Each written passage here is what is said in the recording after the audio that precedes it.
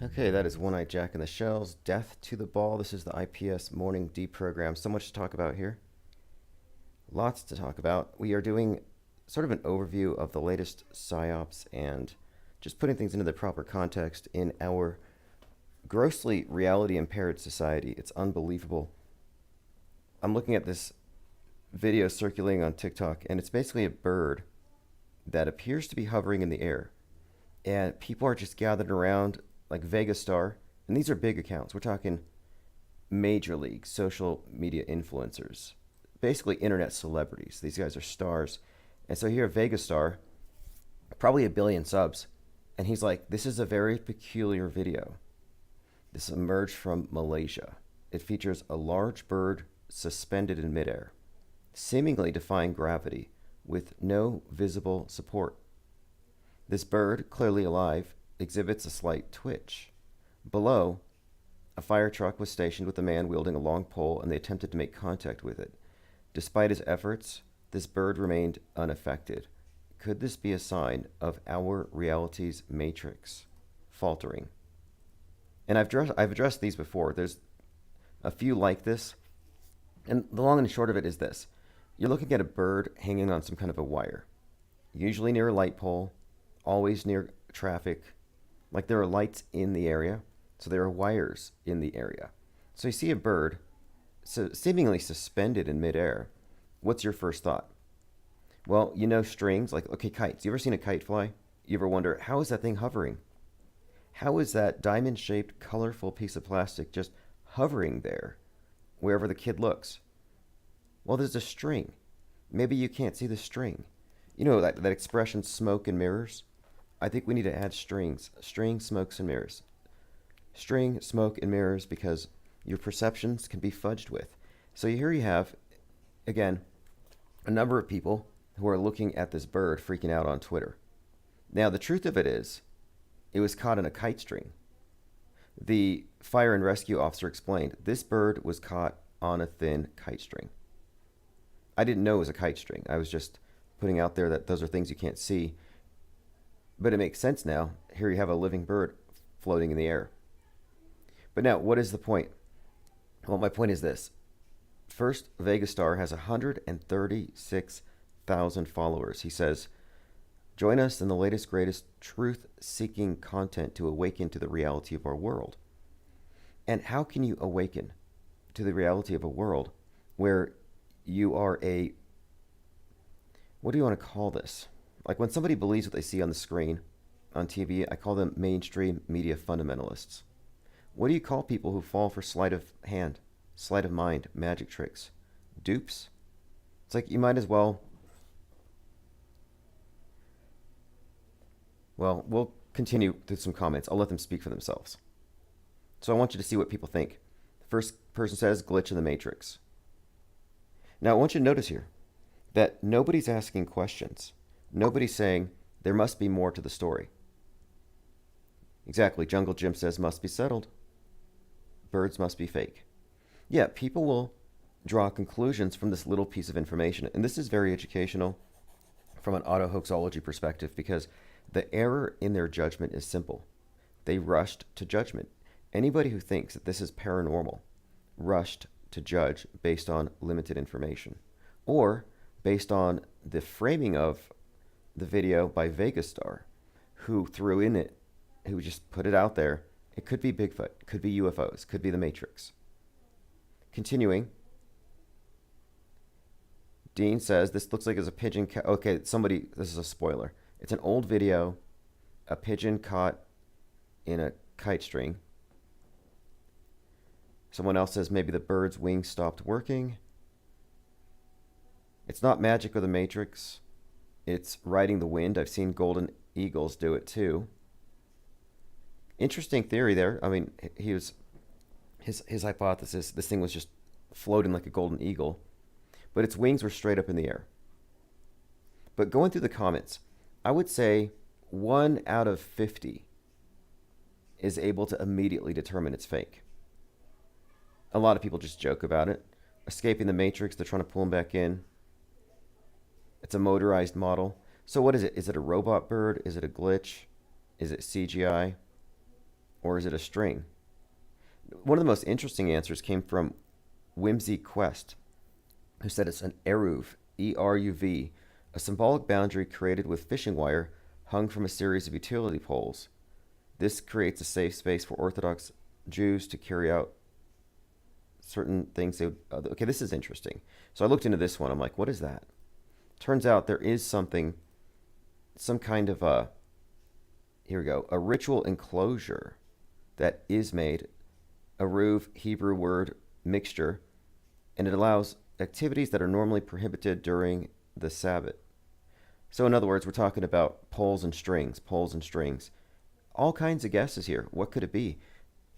But my point is, if you rush to the judgment that it's probably the Matrix or it's probably magic, if you rush to a supernatural, paranormal explanation because you didn't have enough information, you're what I'd consider to be a low information believer.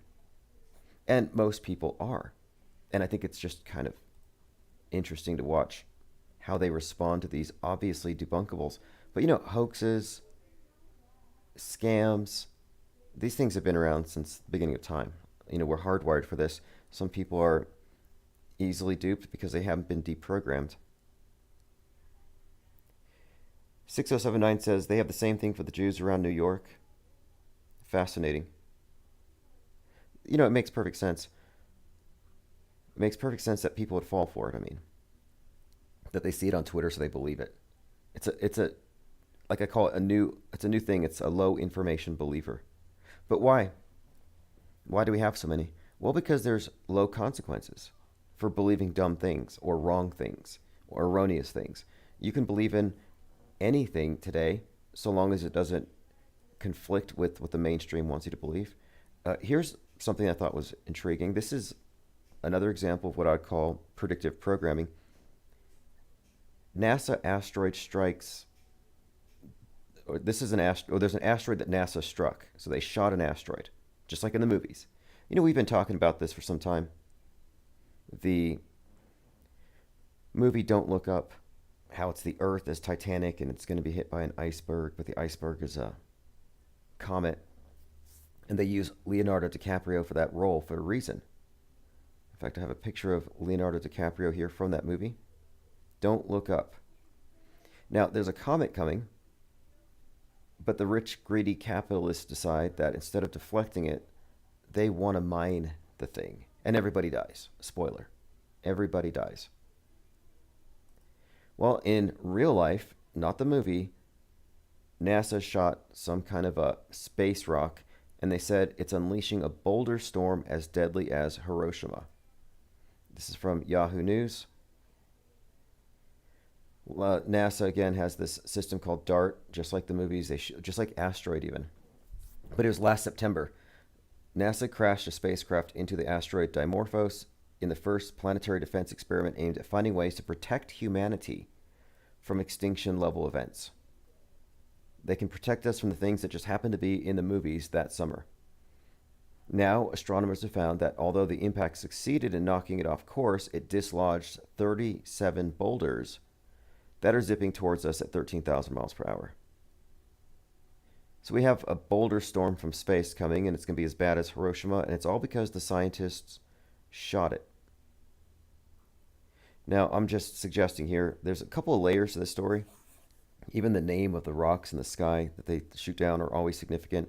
I mean, do you remember when you had the rock called Bennu being shot by Osiris Rex?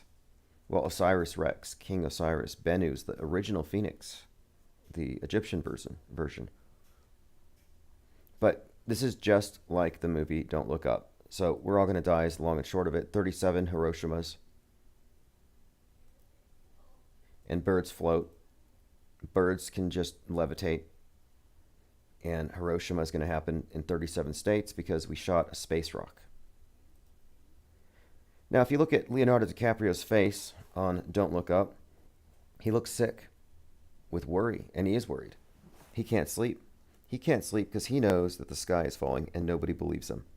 It's a nightmare situation. He has 6 months and 14 days to convince the world. And all throughout the movie, he's taking bottles of pills for his anxiety. He's got agoraphobia. He can't even go outside without looking up.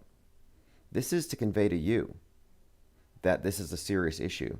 And if you had the knowledge that the scientists have, you wouldn't leave your house without your space junk helmet, without your asteroid helmet. You wouldn't leave the house without a mask or a dunce cap to make sure you fit in. I mean, that's what they're showing us here, is that you should be like this guy.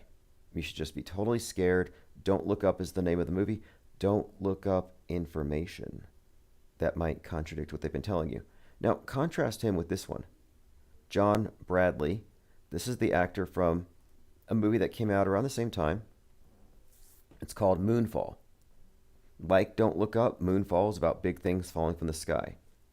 Like the character played by DiCaprio, the character played by John Bradley is anxiety-ridden, glasses, neck beard, takes a lot of pills because he's agoraphobic, because the sky's falling. These are two different movies that came out at the same time with the same archetype, the new Noah. And today's Noah, who's trying to warn the world about what's going to happen, he's got agoraphobia and bad anxiety.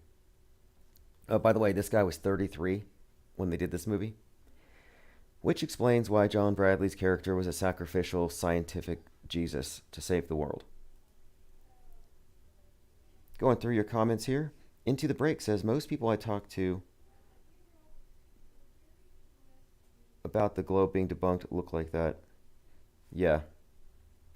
Well, low information believers have that look of, it's almost like, like soldiers waiting for the next order. They're not quite in the moment. They got to wait for what the screen's going to tell them how to react, what to react to.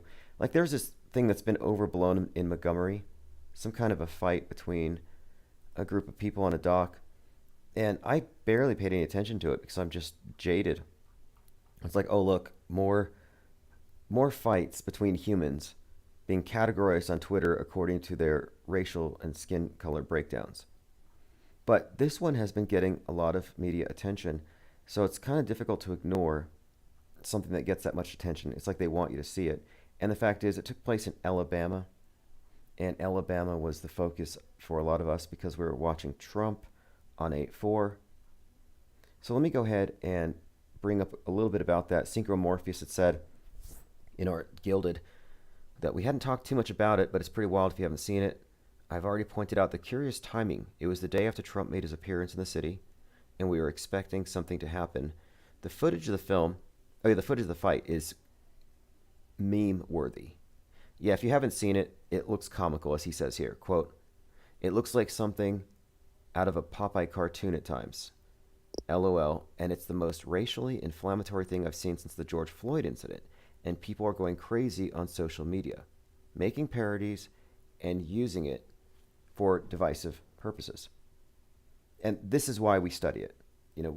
I don't watch the news because it's intrinsically entertaining or the stories are good. We're watching it to understand how the mass mind is being mediated, and they're being fed a steady diet of basically race war agitprop. But in this case, they have this big fight in Alabama, and it's being taken in a number of ways. Most people are laughing at these fight scenes. Here's an example.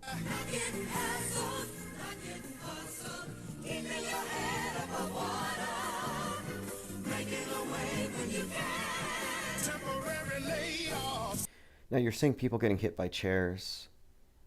Someone is swimming across the river to get to defend the other guys. It's a joke. I mean, it doesn't look fake to me. It looks like every other fight I've seen on Twitter. Actually, this one's so lightweight, it's hardly worth noticing. Nobody got head stomped. Nobody got shot. That's why I kind of said this is barely worthy of a passing mention. But as Synchro Morpheus pointed out, this does seem to be catching on in the social media. And here's what's interesting about some of the characters. Like one of them, Chase Shipman, one of the white perpetrators in this racially framed fight. I guess we just call it a race war in Alabama. They'll talk about this for generations. Anyway, this guy owns a store in Alabama. He was there. He ran from the fight, And what has been pointed out here by Synchromorpheus is that the guy who ran from the fight is named Chase Shipman. So the guy that owns a ship. You know, kind of like, I mean, so many examples we can point out here where the actor's name seems to indicate their purpose. Like my favorite is Roseanne Boylan with the "Don't Tread on Me" flag getting trampled. And curiously, the guy does look like a Scott Adams. And that resemblance is notable considering Scott Adams went full-blown alt-right and went really deep into the being racist for ironic purposes, and he lost his cartoon syndication, Dilbert. But again, what's being pointed out here by Synchromorpheus is that this could, quote, be some kind of staged WWE production. And I tend to agree. This must be. Now here's a pretty good meme. Have a Seat, 1955, as Rosa Parks, who's 42 when she does this bit of activism.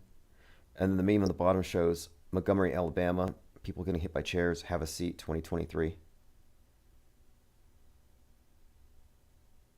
Now, again, this is interesting to me too because we're talking about psychological operations that play into the black versus white. And whenever they do, you will see the number 42. Like I said, Rosa Parks is 42. Oh, and recently in the news, the twin of George Floyd, Stephen Jackson, 42. Well, listen to this. The African-American man who was seen in one of the viral videos related to the Montgomery Riverfront brawl, Reggie Gray. So Reggie Gray, who is he? This is one of the characters of interest. Police ask Reggie Gray, a 42-year-old black male, to come answer questions about swinging the chairs. So the guy at the chair, 42. Then you had a 16-year-old who was applauded for jumping into the action. He swam across the river to save people. And I'm pointing this out because listen to this. A 16-year-old black teen has been credited as a hero for, quote, jumping into action and swimming across the water to defend a black man who was being attacked by a group of white dockers. Again, it's their framing. This is TMZ or something. But my point is, if you remember back in April, there was a 16-year-old who rang the ring. He ran the doorbell.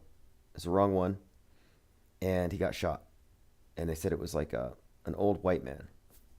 And this was against the backdrop of another series of events, but the number 16 was standing out. There were the Sweet 16 shootings that we were talking about at the time. The wrong door shooting, the wrong driveway shooting, wrong car shooting.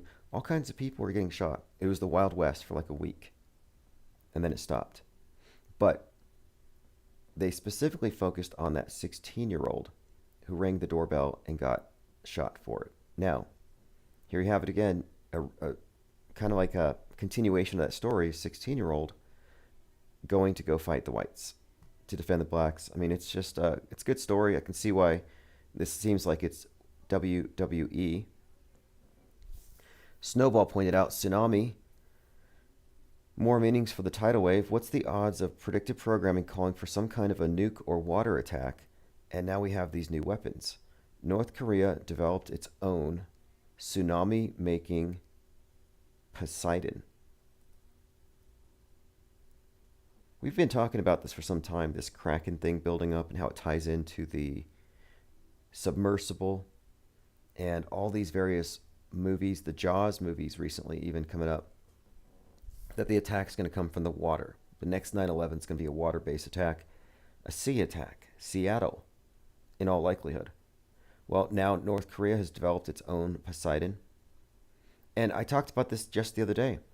Last August, there were drills and simulations being done in downtown Seattle in which they said if we have a tidal wave, it'll be 40. If we have a tsunami, it would be 42 feet high, and it would reach this part of Seattle. So they were already doing simulations for these supposed hypothetical 42-foot waves that would hit Seattle if they had an earthquake of 7.5. Now, earthquake or Poseidon, it doesn't make a difference. Going through some comments here. Echo Charlie asks, was alcohol involved? Right. You know what? This is why I like the think tank, because people need to ask more questions before they say, okay, it's race. Those ones are black, those are white, that's a race war. Well, I don't know. Maybe half of them were drunk. Maybe there's more to the story. You have to know what happened 30 seconds prior. But we're made to rush to judgment. And this is by training. And this is one of the reasons why I advocate the auto hoax approach to mass media. Suspending judgment on everything makes more sense, because if they can get you to agree to the premise of a story in 30 seconds, they can get you to agree to a lie. And these lies compound and they build up these entire belief systems, and then you end up with a bunch of people who are completely divorced from reality in their own little cult. We see this all the time. Look at the Q movement. And the suspension of judgment is actually not encouraged by the mass media. They want you to believe, believe, believe. This guy crying on TV, believe it. Okay, well, I didn't have time to look at the facts. There's no discovery. You just said rush to believe, rush to judge. So now what you're seeing, I think, is the habit of consuming media the way that people do today, just downloading it directly, no filtration, extends to anything else that they're ever shown now. And that's why people believe that birds float in the air. Even planes. I've seen videos where it looks like a plane is floating, and I've seen many people run with that. Yeah, 33 seconds prior, says Erica Bear. Happy birthday, Jennifer Reeves, turned 42 last week. Joined by JT33. In fact, JT33 has a track called, I believe it's The Call, and it has the number 42 in it. Let me get that queued for later. Now that we have audio and video functioning. Again, if you have any sort of comments or links and you're listening on the audio streams, you can just jump right in. Just go to infiniteplane.live and select any of the links. So we're kind of going over this fake fight in Alabama. I mean, it's probably a real fight. It looks real. But I don't know. Again, is it looking real evidence? It looks so real to me in the sense that these people don't know what they're doing. Like, these aren't choreographed actors. This is what I would expect a bunch of normies to do if they were drunk. Now, as far as the 800 number, I do have an option. If you can't call, if you're not here in America, if you don't have the way to call the 505, call via Skype, because that number actually goes right to my Skype. And the easiest way to get there is just go to my Twitter account, and at the very top there's a hot link, or just go to Skype and search Infinite Plane Radio. Now let me play a clip here just to give you an idea of how people are responding to the video in Alabama. And again, this is a very selective video. This thing was put in front of our faces for a reason. And this individual has watched the video, and he really felt like it means something. Let me go ahead and play this. And it feel like, bro, a lot of us been waiting on that to happen, you feel me? I feel like that shit activated something in me, man. And it feel like if all of us get together right now, bro, we can dominate for sure, for sure. I'm talking about that's what it feel like right now. That's the... Now the caption here, and some of the comments here explain his point. What he's suggesting is, he says, this was our sign to start fighting back. Yeah, I guess some team spirit is what you could say. I'm not reading too much into it other than this was served to the mass mind. They're trying to agitate, and people will respond to agitation. And it's summertime. People are ready to go out and have fun.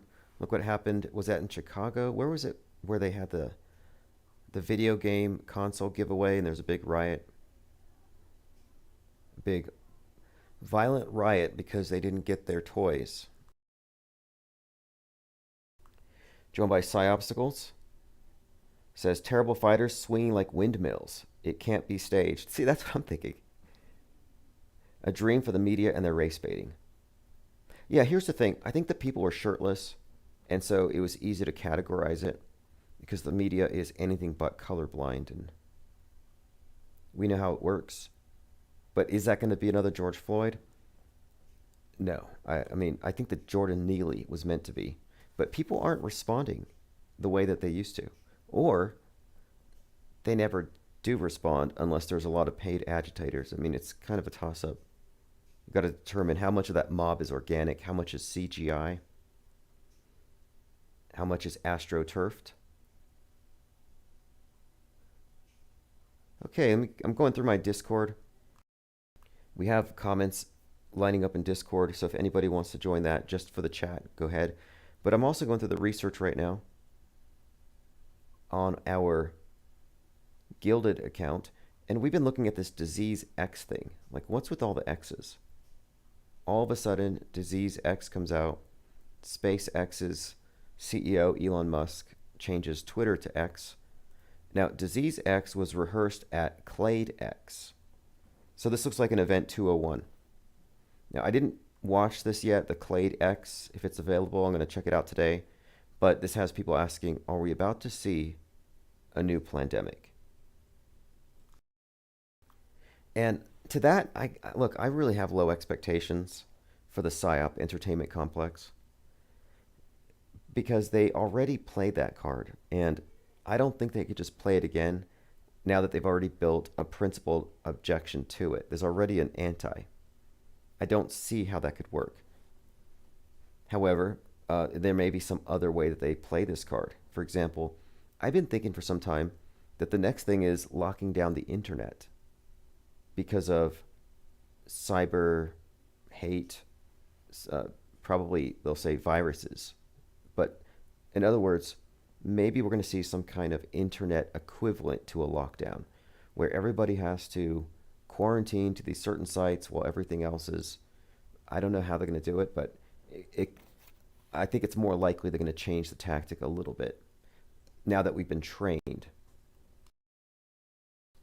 Psyopsicle says the banks are going to crash due to phony cyber attacks. Well, just the other day, I think it was on the 4th, you had like 5 hospitals getting shut down. You've had all these disruptions. And the public, of course, being acclimated to it, being prepared for it.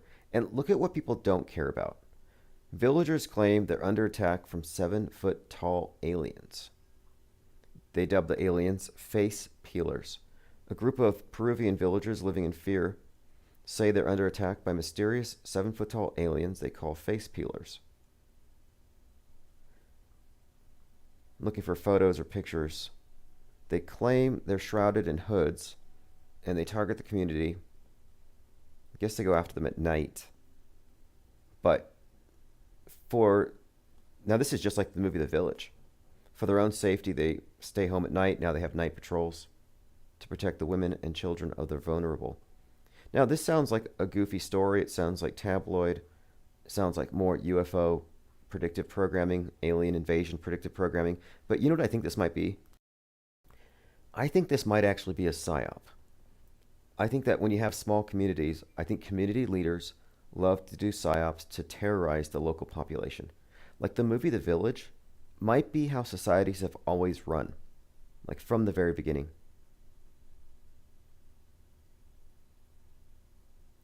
Nicotrauma says 33 trillion debt mark right now, right around the corner. Count on an economic hoax. JT33 says, I've seen face peelers on mushrooms, but they turned out to be harmless. Well, I've heard of something similar here. They call them, I think there's skinwalkers? People in Hawaii flee into the ocean to escape wildfires that are burning a Maui tourist town. The only reason these stories are even notable is that the reason why they pay attention is they can blame it on climate change. It says here, fires were rare in Hawaii and on other tropical islands before humans arrived and the native ecosystems evolved without them. This means great environmental damage can occur when fires erupt. For example, fires remove vegetation. When a fire is followed by heavy rainfall, the rain can carry loose soil into the ocean, where it smothers coral reefs. See what you did, humanity? See what you did?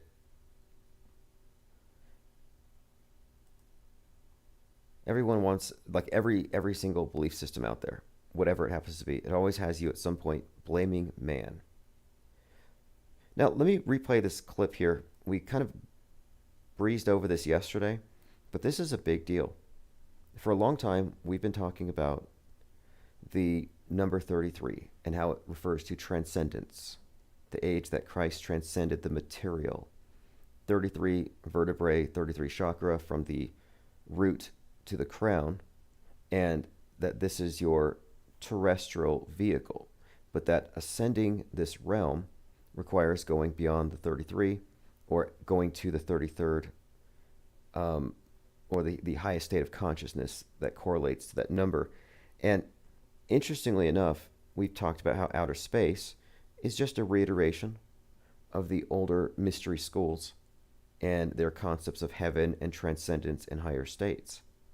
Well, here is I won't say whistleblower, but here's an individual breaking down how at the top level of the Freemasonic cult, they're told what 33 means. And interestingly, it has to do with transcending the material realm. What is the main reason for the 33rd degree Masons? The main reason is not to, everybody thinks it's some kind of crazy thing. It's actually space travel. 33rd degree Masons is about space travel. Space travel. Space travel. Now, that's probably what they're told. That's probably what they believe. That's probably what they're told to believe, because that's how cults work. And whether they believe it or not, or know it to be true, most will tend to go along to get along. But this seems to be what they're told. But now listen to this.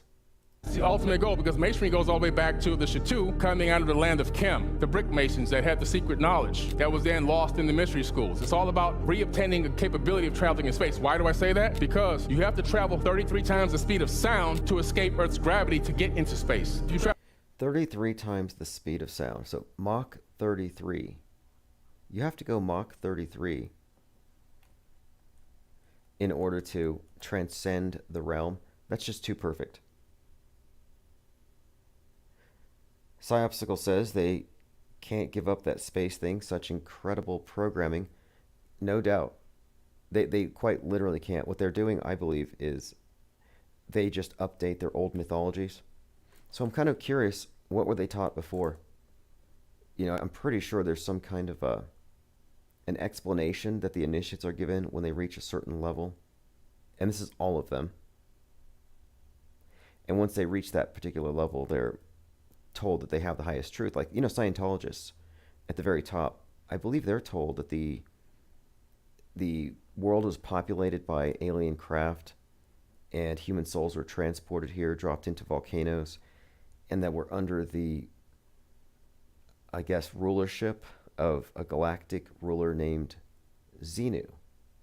Now that sounds, obviously it sounds like they made it up to tell the people at the very top, but why would this be any different? And I think every cult has its own little secrets they tell people at the top, like Dan Brown movies. In the Dan Brown books, you got the secret at the very top where you find out, oh, Jesus wasn't a virgin and he was hooking up with the Magdalene, or however they explained it. It's meant to be a big reveal, and it shatters your belief system. All right, let's continue here. Into the Break says, space is volume. We all travel space. Space isn't just an innocuous place. That is not like all other known space we experience. Space is past the horizon. The island Club 27 resides at. Yeah, like Utopia. Crisis Actor Island is in Utopia, that movie. But now, something else. They're not trying to control, or rather take you to space. They don't want to take you to some far off, distant paradise. NASA has always been about world view control, and they're controlling your inner space, your mind space. You can't handle the truth says, when you infiltrated, how high did you get? Infiltrated? What does that even mean? Like, are you an infiltrator here on the earth? You're just living your life, going through things. You read a book, you join a club, you learn things. I joined lots of clubs, and I was not infiltrating. I was in the military. I wasn't infiltrating. I was in the army. After the army, I was Well, during the Army, in fact, I was introduced to a lot of people who are in this Freemasonic cult, and I got a number of them to sign for me to join when I left. So it wasn't an infiltration. But what I found there was interesting, to say the least, and it comports with what I thought previous to joining, because before that I was already pretty well read on the topic of secret societies in general. And Freemasons always try to play it down. They're not a religion. They're not a cult. Well, only the lower level people who don't know what they're talking about would say that. Let me go to move on to the next topic here. We're talking about Mach 33. Covered that yesterday. So the NASA asteroid strike is going to kill us all. They were trying to save us. They shot a big space rock. It splintered into 37 parts, and it's going to, doesn't say when. Doesn't say when, so mark your doomsday calendar. I guess we'll have you update that soon. Apophis 42999 is still going to hit us in 2029, I think. How many doomsdays do we have scheduled? We ought to put together an actual doomsday calendar. I mean, a lot of them are past, especially the gold, like the oceans rising. Those ones have all kind of passed, but I wouldn't be surprised if every single day the world's supposed to end, according to somebody somewhere. What is the Lionsgate portal? Yesterday was 8/8, and there's some kind of portal opening up in the sky. I don't know if any of you saw it, but the alignment has, this gate is the alignment of Sirius and Orion's belt. So there's some kind of celestial alignment on 8/8, which makes a lot of occultists go wild. We don't know what they do behind the scenes, but something was up. This was the date they chose to raid Mar-a-Lago as well. All kinds of numbers with Trump that always tie back to the same, like 88. Text him 8802. He's raided on 8/8. Endless. Now, about the asteroid threat, the sky is falling. Just another version of it. Now, they can't predict an asteroid's going to hit us and then have us all prepare for it like they would in a movie, because they're not that accurate. They never have been. So I think they have a new technique here, their new tactic. Their new tactic is, we're going to shoot down rocks to save us, and then parts of it are going to come hit us. Like, I think they're going to do like they did in Don't Look Up. Like, that's the nature of this drill. And they did this back in 2019. They called it a fictional event, where NASA did a drill with FEMA to rehearse some kind of space-borne disaster, whether it be a meteor or a comet hitting the Earth. How do we respond on the ground? And since then, we've been inundated with movies about stuff falling from the sky. I have a comment here on fake nukes also, because fake nukes are being talked about. We can laugh and say nukes are fake, there's nothing to fear. We can celebrate that if you wish. The thing is, when they introduced fake nukes, everybody believes it. So are they really fake? Are nukes really fake if everybody believes in them? The answer is no. And they're real enough. In other words, fake nukes, fake nuclear bombs destroyed objective reality. They destroyed it. There is no more objective reality, if you haven't noticed. And the power elite are able to use their weapons, these, like, it's like a god, basically. They've ascended to this power, this godlike status, where if we hit a button, if that chubby guy over there hits that button, we're all going to die. If that madman hits the button, we're all going to die. It just goes around. So we're all just like, okay, so now we're in some kind of a what do they call those? Mexican standoffs? But it's with the nuclear bombs. That's what we're supposed to believe. That's what they did to our reality. In other words, they put us into a hostage situation. We were put into a hostage situation, collectively. We, humanity, are being held hostage. Now we are watching their screens and paying up whatever they demand. We are in their dream world. So interestingly enough, they destroyed the world in terms of our objective grasp on it, and they put us into total mind war. Then it kind of makes sense to say that the power to fake such power paradoxically gave the elite the real power that a real nuclear bomb would have given them. Commenter asks if I can unblock him on Twitter. Yeah, go ahead and post your Twitter handle and I'll follow you and unblock you if I have.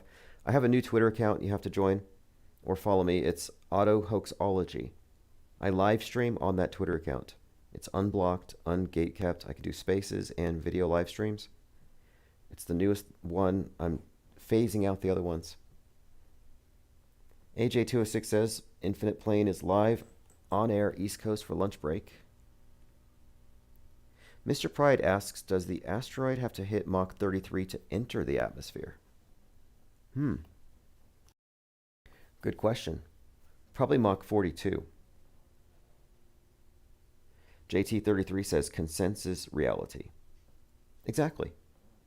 If everybody believes it, it may as well be true. Look at 2020. Echo Charlie says, we were born into a doomsday cult, escaped on the back of a penguin. Well, you know, when penguins amass on the water, it's called a raft. And as the world stage is being flooded by the sea of irrelevance, it makes sense to raft up. So find your nearest penguin. That is your life preserver. This has been the IPS Morning Deprogram for 8/9/2023. We are going to be live to take calls later on this evening. I just wanted to talk about our reality impaired society and touch on some of the developing psyops of the day. SpaceX fires up a giant new Starship booster, all 33 engines as part of a static fire test. This was yesterday. Good, you have 33 engines because you got to go Mach 33 so you can transcend the material realm and enter heaven. It's all allegory. Once you understand that rocket science, look, rocket science isn't rocket science. Rocket science is free Masonic allegory. You know, the Masons used to build cathedrals, and they used the stonework as allegory for shaping the individual from a rough stone to a polished brick. And the temple of Solomon is looked at as an example of like a perfect system, a perfect world. But they use the building tools to explain in an allegorical fashion how you can evolve spiritually, emotionally, intellectually, etc. And I'm just saying that that's kind of changed now. That they're no longer building in the same, the cult is still based on building, but they've advanced to space travel as their new primary allegory for everything that they were previously about, including sex magic, which is why SpaceX is SpaceX, because SpaceX is literally space sex. It always has been.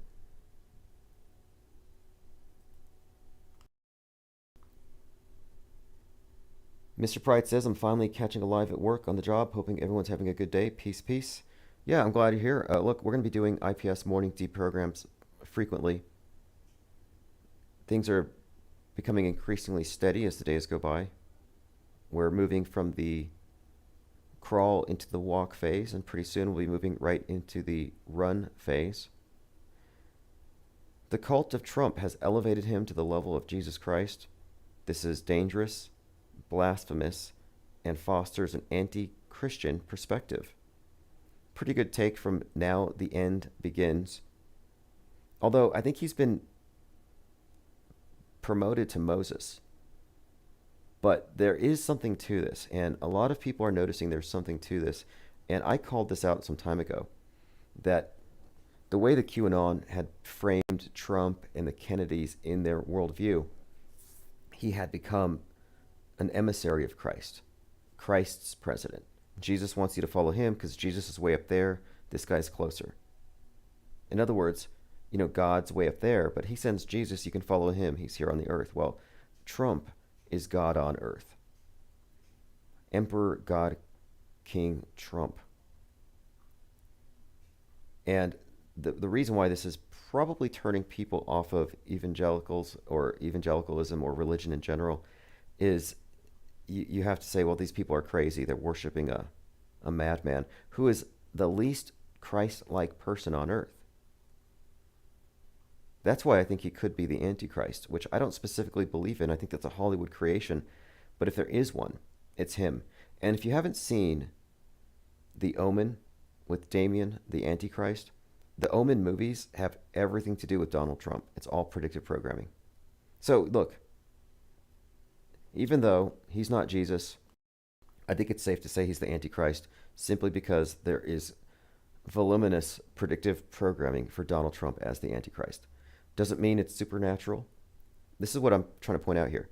Aliens show up, assume it's SAG actors on strike in costumes.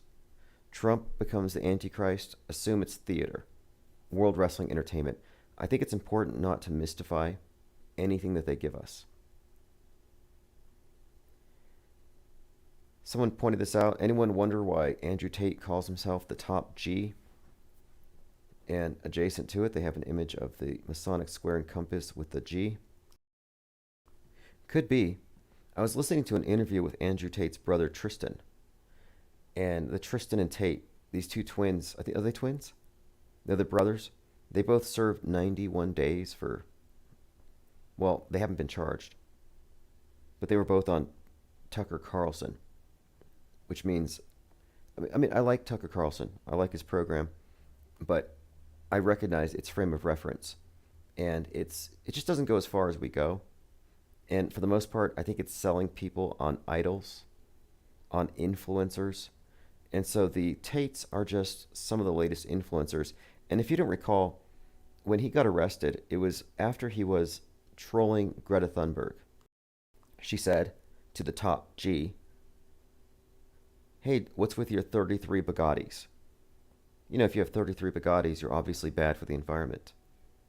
And immediately after that, he uploads a video. He's eating pizza, and the box from the pizza gives away his location, and the Romanian authorities arrest him for suspected human trafficking.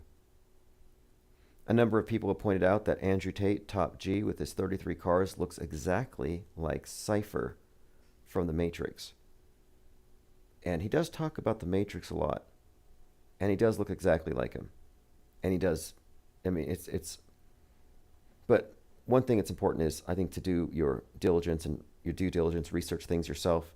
And I listened to a 3-hour interview with this guy on Candace Owen. And I'm convinced now that he's an operative, an agitator, an agent provocateur, as is Candace Owen. You know, right now, there's this drama about that Jason Aldean song, Try That in a Small Town. Well, Jason Aldean, who was 33 when Vegas happened, by the way, he's like BFFs. He's best friends with Candace Owen. Candace Owen, when she was 33 last year, brought Ye out with the White Lives Matter agitprop. Again, we're talking about agent provocateurs. We're talking about influencers. And one of the things that she hyped up during the entire interview was how much of an influence he is to 12 and 13-year-old boys. They were talking about his influence on little boys. Meanwhile, the right wing is talking about lowering age of consent so they can have babies younger. Like, I think they're manufacturing a worldview based on traditional values, and they're using people like Top G to sell it. And this is just meant as, it's sort of like the opposite of the Great Reset. And when I say the opposite, I mean it's like, take woke to the extreme, take red pill to the extreme. And we're seeing the extremes, and Top G is taking that extreme. I'm not judging or criticizing, I'm just pointing it out. This is where they're going with it.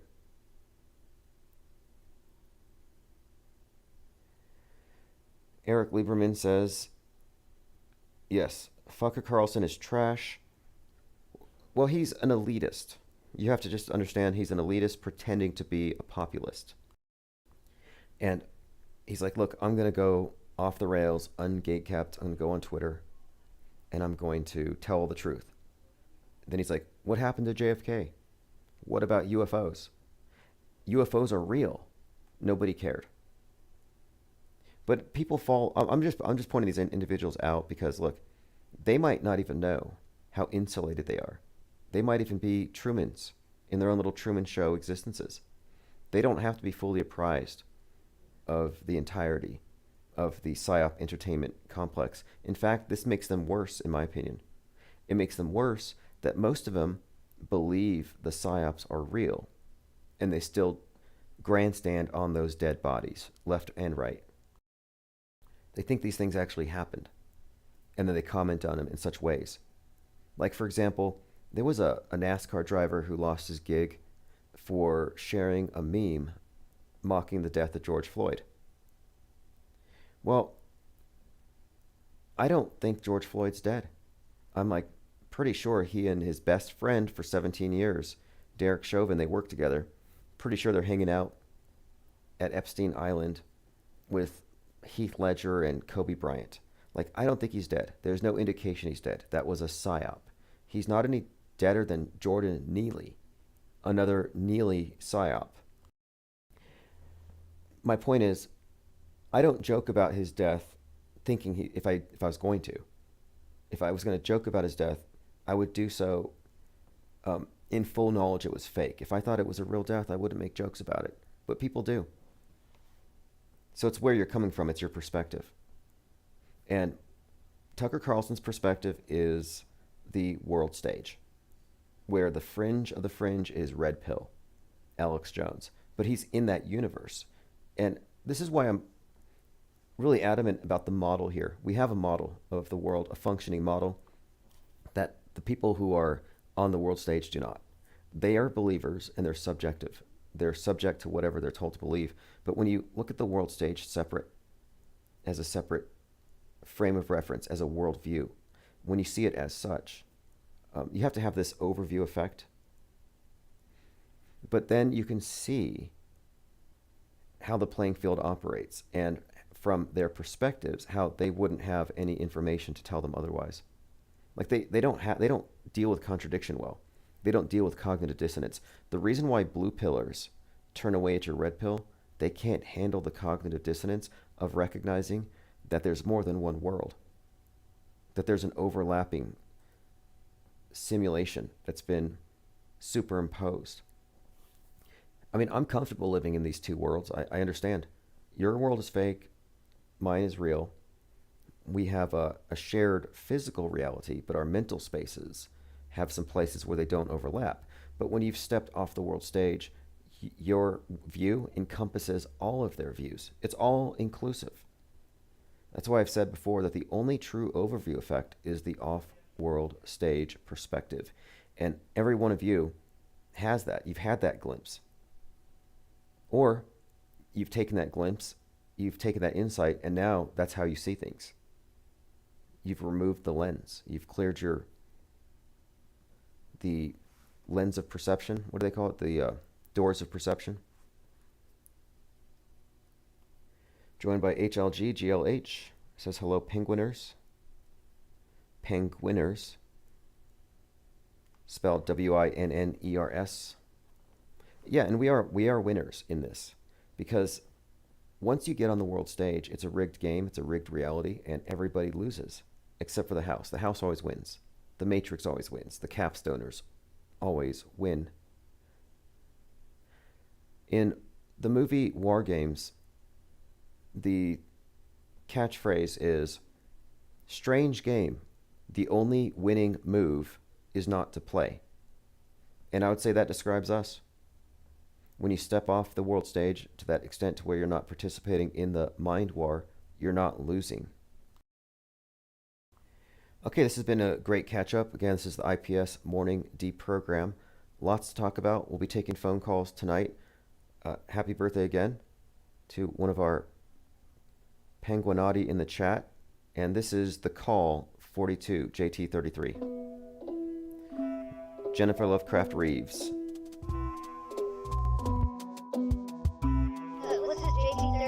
I'll put a link to this track in the chat. Every time I'm gonna look at JT33, all I'm gonna be thinking of is that fucking picture with the one eye. And the 33.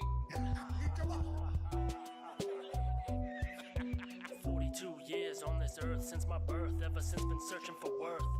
In the worthless sea of NPCs, preaching a vision with drivel and drool, tossed helpless and naked into the pit of the zoo. 42, like the chaos created and authored for you. Don't panic, it's an appeal to consensus sort of fallacy. You've now entered the auto hoax's guide to the galaxy, so just get up out of my business if you don't wanna be in my shit list. We're speaking loud and carry a big stick. It's like, Jay, you're cutting your wrist to spite your arm. Open your eyes, these humans are being farmed. Media compliant fakery, setting the stage for the doomsday. I pushed away all my fears and now I'm doing things my way. It all started when I started questioning my faith. Like a wraith in the night, the lies pushed me away from the light. Raised Christian, turned atheist to antichrist. I was always fascinated by the darker sides of life, but I'm never the panic type. This life is a test, sir. You're never given more than you can handle. It's all about how you handle the situation. Always look for the crack of light in the dark. Believe it or not, it's there. My father named me Damien despite my mother. Yeah, she was a Roman Catholic, him an atheist who didn't believe that Jesus rose from the dead. Instead, he had his own version of events, and hence 'twas a recipe